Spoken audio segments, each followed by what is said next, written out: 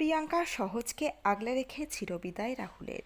৩৫ বছর বয়সে বৈধব্যের যন্ত্রণা, ছোট্ট ছেলেকে নিয়ে ভালো থাকার লড়াইয়ে সামিল প্রিয়াঙ্কা। মাত্র ১৯ বছর বয়সে জীবনের সবচেয়ে বড় সিদ্ধান্ত নিয়েছিলেন প্রিয়াঙ্কা সরকার। তখনই অভিনেতা রাহুল অরুণোদয় বন্দ্যোপাধ্যায়ের হাত ধরে শুরু হয়েছিল তাদের একসঙ্গে পথ চলা। ৭ পাক ঘুরে সংসার শুরু হলেও সেই পথ মোটেই মসৃণ ছিল না। অভিনয়ের ব্যস্ততা আর ব্যক্তিগত জীবনের টানাপোড়েনে বহুবার ভেঙে পড়ার উপক্রম হয়েছে তাদের সম্পর্ক। তবুও ভালোবাসার সুতোটা কোথাও ছিঁড়ে যায়নি। সংসারের দায়িত্ব নিয়ে প্রিয়াঙ্কা নিজেকে অনেকটাই সরিয়ে নিয়েছিলেন কেরিয়ার থেকে।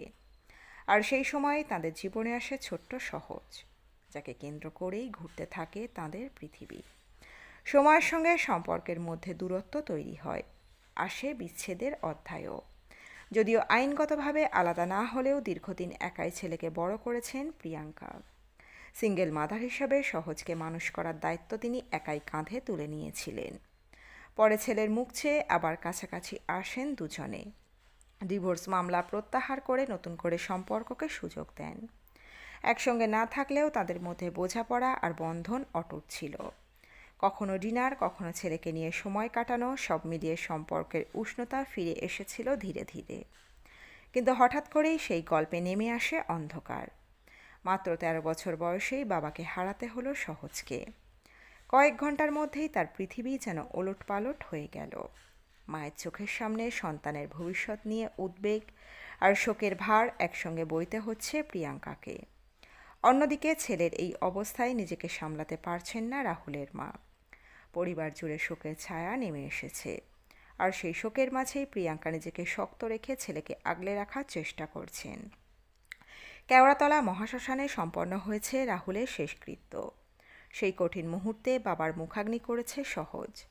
পাশে দাঁড়িয়ে তার কাঁপা হাত শক্ত করে ধরে রেখেছিলেন প্রিয়াঙ্কা, যেন ছেলে সাহস পায় শেষ দায়িত্ব পালন করতে।